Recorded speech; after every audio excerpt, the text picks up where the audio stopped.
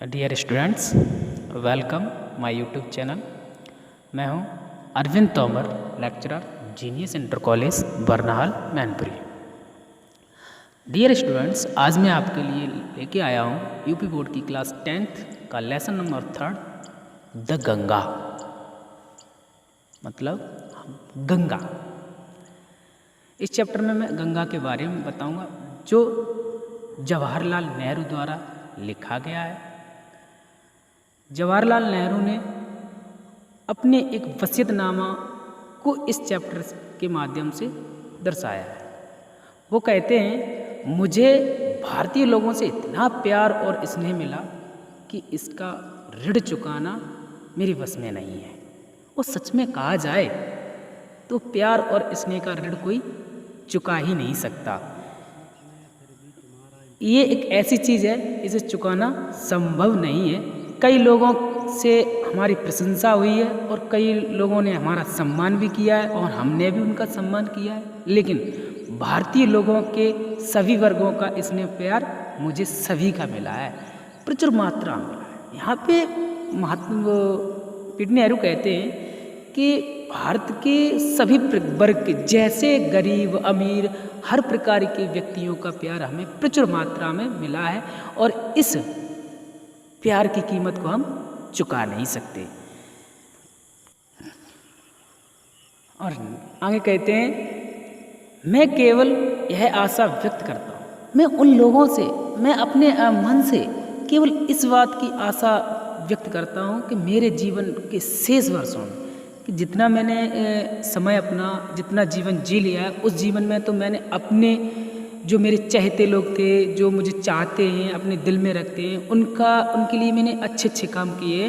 और लेकिन मेरे जीवन का जो शेष समय बचे, उसमें अभी मैं उनके प्यार के योग्य ही रहूं। ऐसा मुझसे कोई कदम ना उठ जाए जिससे मैं अपने देशवासियों के प्यार के अयोग्य हो जाऊं। मेरे असंख्य साथियों और सहकर्मियों के प्रति मुझ पर और भी बड़ा कृतज्ञ का कर्ज है।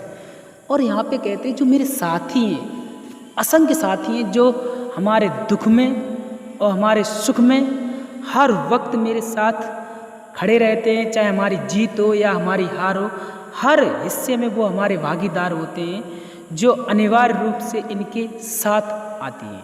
तो हमारे दुख हों या सुख हों, हमारे ये सभी उनके साथ ही गुजरते हैं। मैं उनका बहुत अधिक ऋणी हूँ। जब मेरी, और यहाँ पे एक आशा और व्यक्त करते हैं पीटी नेहरू, वो कहते हैं, और इसी लाइन में मेरी समझ में चैप्टर का पूरा भावार्थ रखा गया है, जब मेरी मृत्यु हो तो मैं अपने शरीर का दहन होना पसंद करूँ। और पीटी नेहरू कहते हैं कि मेरी अगर मृत्यु हो जाए तो मेरे शरीर को जल प्रवाह ना किया जाए और ना ही किसी कब्र में दबा दिया जाए। मेरे शरीर का एक दाह संस्कार, मेरी बॉडी को जला दिया जाए। अगर मैं किसी विदेश में मर जाऊं तो मेरी बॉडी को वहीं पे जला दिया जाए और उस बॉडी का एक मुट्ठी अंश राख जो होती है ना, वो राख, एक मुट्ठी राख गंगा जी में प्रवाहित की जाए, गंगा जी में फेंक दी जाए।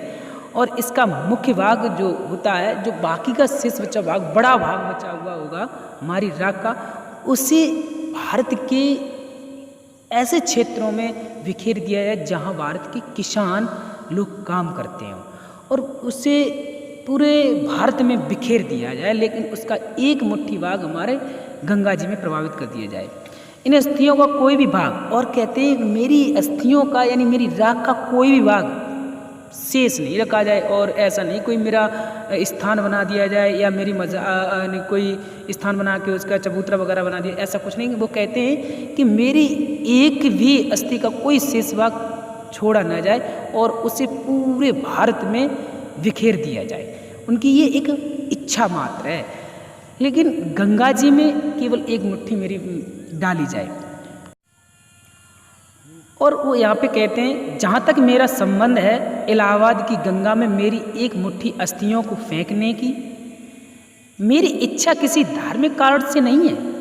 उन्होंने कहा कि यहाँ पे हमारे भारत में जो हमें प्यार मिला है हमारे भारतीयों से, वो प्रत्येक वर्ग के भारतीयों से हमें प्यार मिला है, चाहे वो हिंदू हों, सिख हों, ईसाई हों या कोई वगैरह वगैरह कुछ भी हो, हमें सभी से प्यार मिला है। तो मैं ये नहीं कहना चाहता, मेरी एक कोई ऐसी इच्छा नहीं है कि मैं इस गंगा जी में अपनी राख डालने का मतलब ये हो कोई कि मैं धार्मिक इसमें कोई मतलब जोड़ता हूँ, ऐसा कुछ नहीं है। मेरी इलाहाबाद में गंगा जी के तट पर एक मुट्ठी राख डालने का मतलब ये है कि सिर्फ मेरी इसमें इच्छा है। और इसकी इच्छा की सबसे बड़ी वजह ये है कि जो गंगा जी इलाहाबाद से निकली है वो हमारी कहाँ जाती है, समुद्र में गिरती है जाके। और हम अपना नक्शा देखेंगे तो हमें ये लगता है जो श्रीलंका की तरफ है तो हमारे भारत के वो चरण हो जाते। कभी देखा हो भारत माता यानी कि जो चित्र होता है तो चरण हमारे किधर है, लंका की तरफ। तो वो सोचते हैं कि हमारी जो एक मुट्ठी राख जाएगी वो कहाँ जाएगी, समुद्र में, और समुद्र में घुल जाएगी। जो समुद्र हर वक्त अपनी लहरों से भारत माता के चरण धोता रहता है, तो मेरी भी मिट्टी अगर, मेरी जो राख अगर उस पानी मिल जाएगी तो मैं भी निरंतर आने वाले समय तक भारत माता के चरणों को धोता रहूँगा। मेरी इसमें कोई धार्मिक इच्छा नहीं है, मैं बस इतना चाहता हूँ एक मुट्ठी राख मेरी इलाहाबाद में जल प्रभावित कर दी जाए। मौसम के साथ मैंने इनके बदलते हुए अलग अलग भावों को भी देखा है। जो गंगा जी के जो पीटी नेहरू थे वो इलाहाबाद के रहने वाले थे, तो वो कहते हैं कि जो गंगा जी हैं उन्हें हमने मौसम के साथ बदलते हुए उनके भावों को देखा। जब यानी कि बरसात का मौसम आता है तो गंगा जी अपने विकराल रूप में, विकट रूप में, विशाल रूप में होती हैं।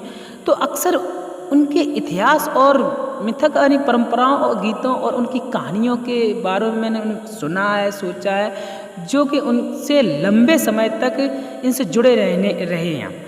और वो कहते हैं कि हम इलाहाबाद में रहते थे तो उनसे हम बहुत ही लंबे समय तक जुड़े रहे, इनके बहते पानी का हिस्सा बन गए। और वो कहते हैं कि इतने लंबे समय से हम जुड़े हैं कि हमें उसकी यादें इतने हमारे दिल में बसी हुई हैं कि इसकी यादें हमारे कुछ हिस्सा बन गए, हमारे जीवन की कुछ हिस्सा बन चुकी हैं। तो यहाँ पे कोई धार्मिक नहीं है, बल्कि वो गंगा जी से हमारा एक बचपन से लगाव है, क्योंकि गंगा के तट पर हमने अपना बचपन गुजारा है, वहीं पे मेरा जन्म हुआ है, तो वो मेरी जन्मभूमि भी है। और अगर मेरी मुट्ठी एक मुट्ठी राख डाल दी जाएगी तो वो समुद्र में मिल कर के पूरे आने वाले समय तक वो गंगा समुद्र के पानी के साथ हमारी जो राख होगी तो भारत माता के चरण धोती रहेगी। बस यही मेरी सोच है और यही मेरी आशा है, कोई धार्मिक आशा इसमें नहीं है। और कहते हैं गंगा विशेष रूप से भारत की नदी है। गंगा एक विशेष रूप से भारत की नदी है जो किसी और देश से नहीं गुजरती है। ये स्वदेशी नदी है, बिल्कुल भारत की नदी है जो उसके लोगों की प्यारी है। और गंगा भारत के, ये बात सच है कि गंगा भारत के लोगों को ही प्यारी है। और इसके इर्द गिर्द गुथी हुई इसकी नस्ली यादें, इसकी आशाएं, भय, इसकी जीत के गीत, इसकी विजय और हार। और वो कहते हैं इसकी आशाएं, इसकी विजय और इसकी हार, ये सभी हमें इसकी यादें दिलाती हैं। इससे इन सभी बातों से हमारे जो भारतीय हैं उनका गंगा से एक अभिन्न लगाव है। गंगा एक भारत में वैसे देखी जाए तो बहुत सी नदियां हैं, लेकिन गंगा भारत की एक अलग ही नदी है जिससे भारत के जो लोग रहने वाले हैं तो भारत के लोगों की बहुत सी आशाएं, कोई तो इन्हें गंगा माँ बोलता है, कोई अलग, इसे एक अलग ही दर्जा दिया जाता है। इसलिए मैं भी इसे अलग ही दर्जा दे रहा हूँ। हालांकि मेरा तो जन्म हुआ है, इसलिए मैं इन्हें और भी अधिक अलग स्थान देना चाहता हूँ। तो ये भारत की एक विशेष नदी है, ये कहते हैं पीटी नेहरू। और कहते हैं वह भारत की लंबी उम्र की संस्कृति व सभ्यता का प्रतीक भी है। भारत, ये बात भी सही है कि जो गंगा है भारत की एक संस्कृति, मतलब परंपरा, संस्कृति तो आप समझते हैं, यानी कि क्रियाकलाप, और ये सभ्यता का प्रतीक भी है। हमेशा बदलती हुई इसकी रूप और हमेशा इसके चरण बदलते रहते, फिर भी वह माँ गंगा की गंगा ही रहती है। ये मौसम के अनुसार बदलती है, हर पल इसके रूप बदलते हैं, लेकिन फिर भी वह माँ गंगा ही रहती है। वह मुझे हिमाचल चोटियों, जो इनकी हिमालय की चोटियाँ हैं, उन चोटियों की याद दिलाती है और हिमालय की गहरी घाटियों की याद दिलाती है जिसे मैं बहुत प्यार करता हूँ, और नीचे के संपन्न और विशाल मैदान जहाँ मेरा जीवन और काम ढला है। और जो गंगा है हमें बहुत सी यादें भी दिलाती है, जैसे कि हिमालय की चोटियों व घाटियों की याद दिलाती है, और जहाँ तक कि मेरा इसके नीचे जो जीवन गुजरा है उन घाटियों की भी याद दिलाती है। उन सभी मैदान, उन सभी क्षेत्रों की यह गंगा नदी मुझे याद दिलाती है। तो इससे हमारी बहुत सी यादें जुड़ी हुई हैं। अब यहाँ पीटी नेहरू गंगा जी के रूप और उसकी प्रशंसा करते हैं। देखिए किस प्रकार। सुबह सूरज की रोशनी में मुस्कुराती हुई, नाचती हुई और शाम की परछाई के साथ काली और रहस्यमय भरी सर्दियों में एक संकीर्ण, धीमी और सुंदर प्रवाह, और मानसून के दौरान गई गड़गड़ाहट, समुद्र के समान चौड़ी छाती और कुछ समुद्र की ताकत के साथ नष्ट करने की क्षमता गंगा मेरे लिए भारत के अतीत की एक प्रतीक और स्मृति रही है, जो वर्तमान में चल रही है और भविष्य में महान सागरों में की ओर जाग रही है। जो यहाँ पे पीटी नेहरू गंगा जी के स्वरूप के वर्णन करते हैं। कहते हैं सुबह के समय गंगा की लहरों को देखो तो ऐसा लगता है कि ये मुस्करा रही हैं और नाच रही हैं, लेकिन शाम को अगर देखें चंद्रमा की लाइट में तो ये एक रहस्यमय, इसमें ये लगता है इसमें बहुत से रहस्य छुपे हुए हैं। लेकिन जब सर्दियाँ होती हैं, सर्दियों में हम जानते हैं कि बारिश नहीं होती, तब इसकी जो धारा है वो बहुत ही पतली हो जाती है और ये बिल्कुल एक दूध जैसी नदी, दूध जैसी धारा बन जाती है। लेकिन जब मानसून मतलब जब वर्षा का मौसम आता है तो यह एक समुद्र के समान चौड़ी छाती वाली और ऐसे विकराल रूप लेती है जैसे कि यह अपने आप में सभी को नष्ट कर देगी, अपने आप में सभी को समा लेगी।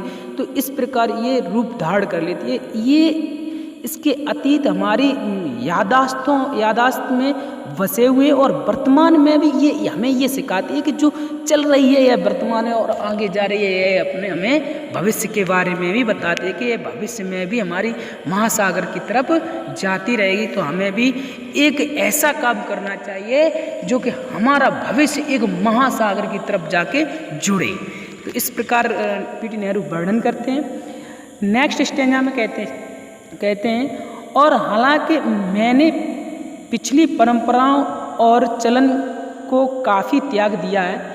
और यहाँ पे पीटी नेहरू कहते हैं कि बहुत सी ऐसी परंपराएं भी हैं जो कि आज के दौर के अनुसार वो नहीं होनी चाहिए। हिंदू समाज में बहुत सी ऐसी परंपराएं होती हैं तो उनका मैंने भी त्याग किया है।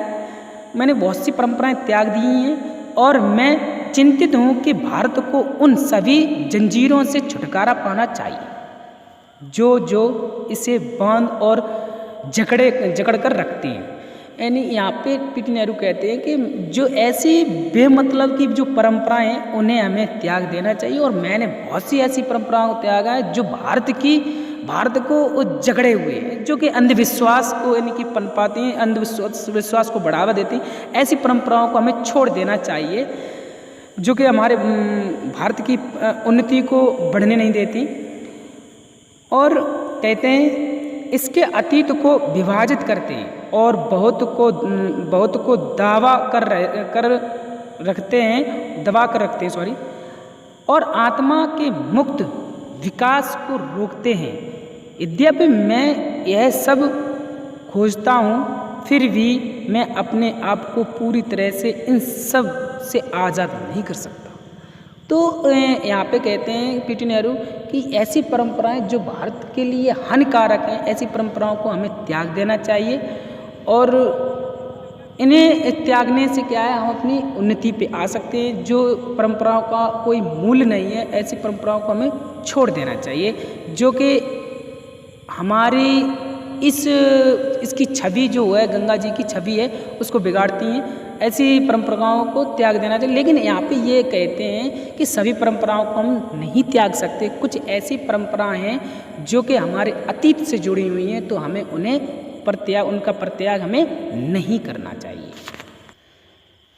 डियर स्टूडेंट, इस प्रकार पीटी नेहरू गंगा जी के बारे में बताते हैं और कहते हैं, मुझे उस महान विरासत पर गर्व है, मुझे अपने आप में गर्व है जो रही हैं और जो हमारा है, जो हमारी रही और जो हमारा भी है, अभी जो ऐसी विरासतें हैं जो हमारी हैं। और मुझे ये भी चेतना है कि मैं भी हम सभी की तरह अखंड श्रृंखला में एक कड़ी है जो इतना पुरानी है जितना भारत का अति प्राचीन काल के इतिहास की शुरुआत है।